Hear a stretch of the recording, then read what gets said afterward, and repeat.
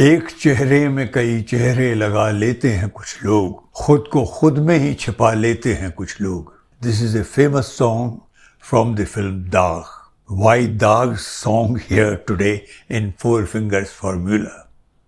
Watch.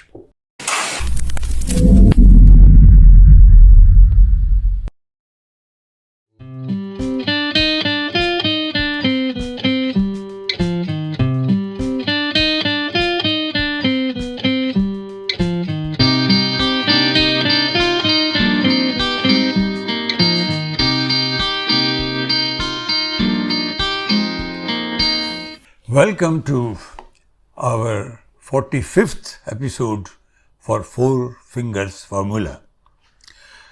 जैसा कि मैं हमेशा बताता रहा हूँ, फोर फिंगर्स फार्मूला एक तरह की पैरेलक्स एरर दूर करता है. पुराने ज़माने में जो कैमरे होते थे तो उसमें एक मेन लेंस होता था जिससे पिक्चर देख करके शॉट लिया जाता था, फोटो लिया जाता था, और एक साथ में व्यू फाइंडर होता था. व्यू फाइंडर से आँख देखती थी और एक्चुअल लेंस से कैमरा कैद करता था तस्वीर को, लेकिन उसमें थोड़ी पैरेलक्स एरर होती थी क्योंकि जो असली लेंस होता था उससे फोटोग्राफर नहीं देखता था. इसकी ज़रूरत क्या पड़ गई बात को कहने की. फोर फिंगर्स फार्मूला में मैंने हमेशा ये बताया है कि आँख जो देखती है या कान जो सुनता है उसमें 4 अंगुल का फ़र्क होता है, और ये बहुत बड़ा फ़र्क होता है. इसमें झूठ सच बन जाता है और सच झूठ बन जाता है. इसी तरह से एक ब्रिटिश सेइंग है, बहुत इंपॉर्टेंट सेइंग है, don't trust the obvious. What you hear you should not listen at all, not believe at all, and what you see only believe half of that. कुछ टॉपिक्स हैं आज के. पहले उन topics को जल्दी जल्दी बताते देता हूँ. ये समझ लीजिए वो एक तरह के चेहरे हैं. उन चेहरों के पीछे दूसरे चेहरे छिपे होंगे.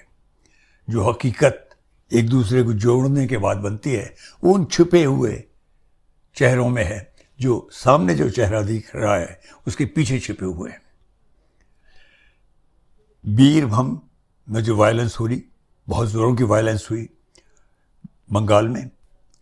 चाइनीज़ फॉरेन मिनिस्टर आज वैंग ही, WANG, वैंग YE, मैंने इसलिए स्पेलिंग बोली कि उनका जो सही प्रोनाउंसिएशन है शायद मैं ना कर पाऊँ. तो वैंग यी साहब आज यहाँ आए हुए हैं. ब्रिक्स जो कि एक बहुत बड़ा संगठन है जिसमें रशिया आता है, इंडिया आता है, चाइना आता है, साउथ अफ्रीका आता है और ब्राज़ील आता है, इसलिए इसे BRICS कहते हैं. Brazil, Russia, India, China and South Africa. Quad, it's a lateral security dialogue जिसमें ऑस्ट्रेलिया, इंडिया, जापान और USA आते हैं. और राहुल गांधी. अलग अलग बातें लग रही हैं, पर अगर आप डॉट्स को मिलाने लगें तो कई दफ़ा इन डॉट्स के पीछे जो असली तस्वीर है वो एक दूसरे से मिलकर पैरेलक्स एरर दूर हो जाती है और असली तस्वीर उभर आती है. पहले फॉरेन की बात, जिसका असर, जिसकी छाया हम पर भी पड़ने ही वाली है. ये एक बहुत इम्पोर्टेंट आर्टिकल आज निकला है एक्सप्रेस में. यह आर्टिकल 9 ईस्ट यूरोपियन देश जो होते थे, जो अब नेटो में शामिल हो गए हैं, उनके एम्बेसडर्स ने लिखा है. आर्टिकल है Ukraine and myth about NATO. The arguments that European countries have cornered or encircled Russia by joining NATO or allowing other countries to join NATO are false propaganda to justify Vladimir Putin's imperial vision. Vladimir Putin's imperial vision. And that's exactly is this.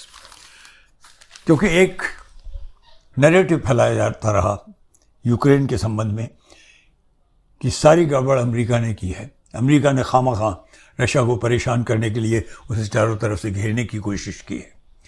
ये झूठ है, मक्कारी है, जालसाजी है. क्योंकि Warsaw pact जो हुआ था जब USSR का विलयन हुआ था उसमें कोई ऐसी चीज़ नहीं थी। उसमें यूक्रेन को अपनी पूरी आज़ादी दी गई थी। जिस तरह से दूसरे जो देश थे, पोलैंड, हंगरी, चेकोस्लोवाकिया वगैरह, जो किसी ज़माने में यूएसएसआर के अंदर थे, उन सब को इंडिपेंडेंट रिपब्लिक घोषित किया गया था, उनको अपने अधिकार थे। तो वो काफ़ी देश, 9 देश जाके मिल रिक्वेस्ट करके, जिसमें काफ़ी वक्त लगा, नाटो ने उनको अल्टीमेटली एक्सेप्ट कर लिया। और इस आर्टिकल में यह एक बहुत बड़ा झूठ का पर्दाफाश करने की कोशिश की गई है कि ये अमेरिका है जो धीरे धीरे ईस्ट की तरफ अपने पैर फैलाता जा रहा है। ऐसा नहीं है। उन देशों के जो नायक हैं उन्होंने ही ये बात एक कलेक्टिव आर्टिकल में कही है कि हम लोग खुद उनके पास गए थे, उनके साथ शामिल होना चाहते थे, हमें अपनी आज़ादी के साथ साथ अपनी प्रगति भी चाहिए थी। आज हमारी जो जीडीपी है वो बहुत अच्छी है, हमें प्रॉपर डेमोक्रेसी चाहिए थी। और ये बिल्कुल उसी तरह का अधिकार था जो हमने इस्तेमाल किया, जो कि किसी ज़माने में कॉलोनियलिज्म के विरुद्ध नई उठती हुई रिपब्लिक्स ने किया था, जैसे इंडिया ने किया। India was a colonial state of Britain. हमने गांधी जी के नेतृत्व में अंग्रेज़ों को यहाँ से भगाया, अपनी इंडिपेंडेंस, आज़ादी as a republic, as a गणतंत्र हासिल की। इन लोगों ने भी यही कहा है कि हमें डेकेड्स तक, दशकों तक दबा के रखा गया आयरन कर्टेन के पीछे। मैंने अपने पहले के कई वीडियोस में इस आयरन कर्टेन का जिक्र किया है। लेकिन पुतिन साहब क्या कर रहे हैं? एक तो बिल्कुल झूठ के साथ में उन्होंने यूक्रेन पर आक्रमण कर दिया, बुरी तरह से उनके शहर पर शहर गिरा दिए, बिल्डिंग पर बिल्डिंगें तहस नहस कर दी, गिरा दी। पर उन्हें यह मालूम नहीं था कि एक बहुत ही प्राउड नेशन है यूक्रेन। वो झुका नहीं, टूटता गया पर लड़ता गया और मारता भी गया। तो अब जब इतने सारे जो एक प्रतिबंध लग गए रशिया के ऊपर वेस्ट की तरफ से, और जब उनका असर आना शुरू हुआ, बहुत तेज़ी के साथ इन्फ्लेशन बढ़ने लगा, महंगाई बढ़ने लगी, चीज़ों का मुहैया होना बंद हो गया, तो अब उन्हें एक नैरेटिव की ज़रूरत थी। और ये नैरेटिव फैलाना जाने लगा कि नेटो कंट्रीज़ ना कि सिर्फ ईस्ट की तरफ, पूर्व की तरफ बढ़ रहे थे, बल्कि उनसे रशिया को ख़तरा होने लगा था, उसे चारों तरफ से घेर लिया गया था। इन लोगों ने मिलकर चैलेंज के साथ, ये सारे सबने मिलकर ये आर्टिकल लिखा है और रशिया का पर्दाफाश किया है। क्योंकि तानाशाह, एक जुल्म करने वाली ताकत हमेशा यही करती है। पुतिन ने एक सपना देखा था ज़ार जैसा साम्राज्य फिर से बनाने का, उसकी चली नहीं। अब वो धमकी देकर खड़े हैं एटॉमिक पावर की, एटॉमिक बॉम्ब वगैरह की। अब वो धमकी देना कर रहे हैं कि अगर आप लोग आगे बढ़े तो मैं एटॉमिक बम छोड़ दूंगा। लेकिन एक चीज़ क्लियर हो गई है, ये जो धमकी है इसके पीछे एक बहुत बड़ी एक नर्वसनेस भी है। हमको वो पहचाननी होगी और बहुत एहतियात के साथ उसको अनमास्क करना होगा। और in my view Putin is a war criminal. उसके ऊपर उसी तरह का मुकदमा चलना चाहिए जैसा न्यूरमबर्ग में जितने नाज़ीज़ थे उनके ऊपर चला था। कुछ ऐसी ही स्थिति यहाँ हमारे भारत में है। बंगाल में एक बहुत बड़ी हिंसा हुई, 7-8 लोग उनके घरों में जला दिए गए। कहा गया ये टीएमसी ने किया है। वहाँ की जो स्टेट में जिसकी गवर्नमेंट है, ममता दीदी की, उनकी पार्टी का नाम है टीएमसी। तो ये उन्होंने कहा कि ये चार्ज लगाया गया क्योंकि टीएमसी का एक सदस्य मारा गया था, तो उसके बदले में टीएमसी वालों ने ये अत्याचार किए हैं। और शोर मच रहा है, कंसिस्टेंटली मच रहा है, ड्रामेटिकली मच रहा है। वहाँ के गवर्नर तो सबसे पहले नंबर पे बोलने लगते हैं ये सरकार बर्खास्त होनी चाहिए, क्योंकि ये लॉ एंड ऑर्डर को संभाल नहीं सकती। और उसी तरह की चाल यहाँ महाराष्ट्र में भी लगातार चलती आ रही है। ऑलरेडी 2 कैबिनेट मिनिस्टर्स को किसी न किसी चार्ज पर, किसी न किसी बहाने से, सीबीआई वगैरह से उन्हें गिरफ्तार कर लिया गया है और दूसरों को तरह तरह के चार्ज लगाकर अंदर ले जाने की कोशिश हो रही है। चीफ मिनिस्टर साहब के जो उनकी वाइफ के ब्रदर, उनके साले हैं, उन पर भी एक चार्ज लगाना शुरू हो दिया है, क्योंकि एक शक्ति है, एक ताकत है, एक सेंट्रल पावर है जो ये बर्दाश्त नहीं कर सकती कि 2024 के इलेक्शन के आने से पहले उनके हाथ में संपूर्ण ताकत ना आए। उस संपूर्ण ताकत को हासिल करने के लिए ये सब हो रहा है। ये बिल्कुल एक तरह से मिरर इमेज है जो रशा कर रहा है, एक आतताई शासक, और इसमें झूठ को सच बताया जाता है। हमें इस झूठ को पहचानना होगा। कैसे पहचानिएगा? क्योंकि बोलेगा कौन? अपोजिशन तो बिल्कुल तहस नहस हो गया है। एक ही शख्स है जो अभी भी बोलता है, बराबर बोलता है, और जब वो बोलता है तो काफ़ी तादाद में, बड़ी तादाद में, कभी कभी लाखों की संख्या में लोग इकट्ठा होते हैं उसको सुनने के लिए। उसको कंसिस्टेंटली, रेगुलरली उसको डिस्क्रेडिट किया जाता है। उस शख्स को पप्पू कहा जाता है। पूरी इंडस्ट्री लगाई गई है उसकी इमेज, उसकी छवि एक पप्पू, एक बेवकूफ़ इंसान के तौर पर प्रचलित करने के लिए, क्योंकि वो शख्स, उसकी पार्टी इलेक्शन जीतती है नहीं जीतती है, लेकिन एक बहुत बड़ी चीज़ जीत लेती है। वो लोगों को डायरेक्टली अपनी बात कहना जानती है। इलेक्शन कैसे जीते जाते हैं वो एक अलग कला है, लेकिन लोगों को अपनी बात कहना वो शख्स जानता है। उसने पहले भी किया है, इलेक्शंस भी जीते हैं बात कहकर। राजस्थान जीता, मध्य प्रदेश जीता, छत्तीसगढ़ जीता, पंजाब जीता। अभी 2 ही जगह पावर है इस पार्टी की, कांग्रेस की, लेकिन उसको बिल्कुल धराशायी करना ज़रूरी है। उसका नामो निशा मिटाना ज़रूरी है। इसलिए राहुल का नामो निशा मिटना चाहिए।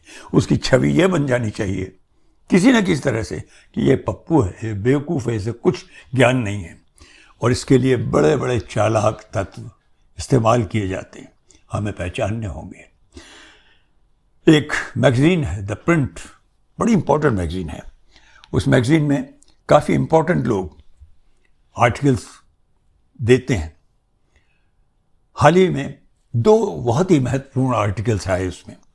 एक आर्टिकल तो DK सिंह साहब का, जो कि एसोसिएट एडिटर है उसके। आर्टिकल्स में वो, उसका हेडिंग है, इन 7 sentences CWC statement shows what is wrong with Sonia Rahul's leadership. CWC means Congress Working Committee. सारी चीज का एम्फोसिस राहुल, और खासतौर पर राहुल और सोनिया दोनों को डिस्क्रेडिट करने का है, और बहुत होशियारी के साथ एक एक पॉइंट देकर। मैं पूछता ये हूं कि क्या इलेक्शन जीतना ही सब कुछ है?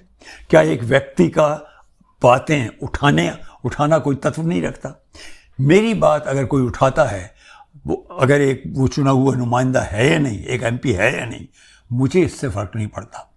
जब तक मेरी बात वो पहुंचा नहीं सकते कहीं ऊपर तक, एक आंदोलन नहीं होता उससे, मेरी बात तो कोई सुनेगा नहीं। क्योंकि लड़ाई आज शासक और मेरे बीच डायरेक्ट है, और आंदोलनकारी बहुत ताकत रखते हैं। ये कई दफा प्रूव हुआ है।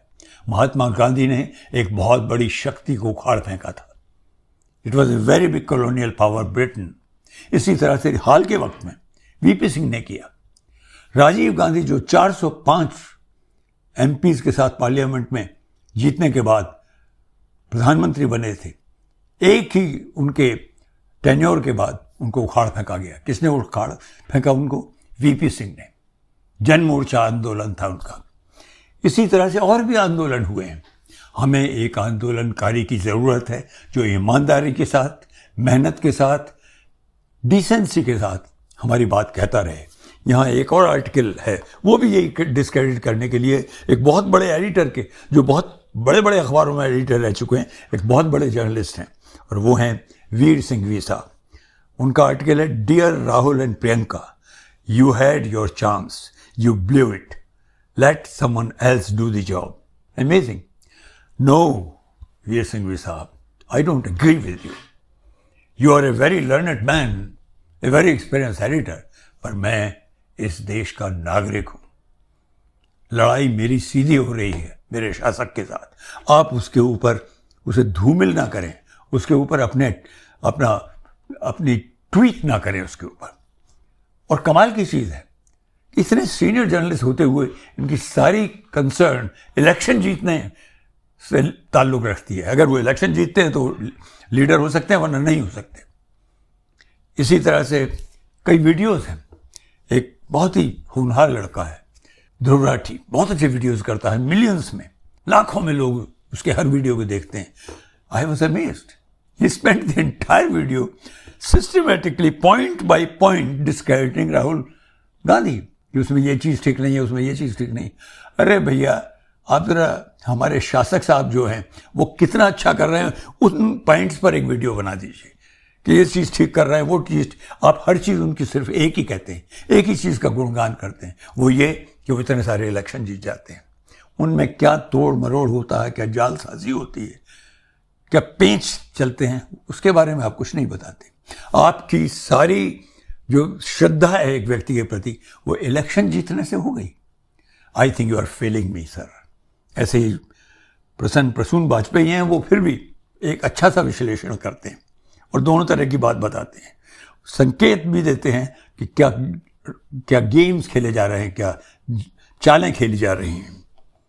एक सत्या मैगजीन है, उसके काफ़ी डिस्कशन प्रोग्राम्स होते हैं, कई बड़े बड़े अखबार वाले जर्नलिस्ट उसमें हिस्सा लेते हैं। वहाँ भी ये बड़ी क्षोभ होता है मुझे जर्नलिस्ट वर्ल्ड पर, पत्रकारों पर, कि सारी उनकी जो महत्व है किसी व्यक्ति विशेष के प्रति, वो सारा इस पर आधारित है कि वो व्यक्ति इलेक्शन जीतता है या नहीं, वो व्यक्ति एक नागरिक की बात ढंग से करता है या नहीं, उसका भी तो महत्व होना चाहिए। वो कितना डिसेंट है, कितना ऑनेस्ट है, कितना सिंसियर है, इसका भी तो कुछ महत्व होना चाहिए। आई थिंक, मैं समझता हूँ आज के एपिसोड में मैं थोड़ा झकझोर देना चाहता था मेरे इन वीडियोस को देखने वालों और उन बड़े होनहार, बड़े बड़े संस्थानों पर बैठे हुए महान लोगों के प्रति भी, खासतौर पर जर्नलिस्टिक वर्ल्ड के लोगों को, पत्रकार लोगों को भी थोड़ा झकझोर देना चाहता था।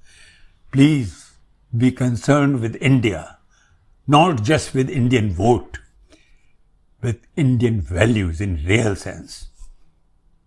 आज इतना ही. Please share our video and please do subscribe to us.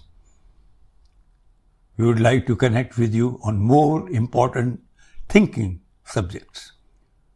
Thank you.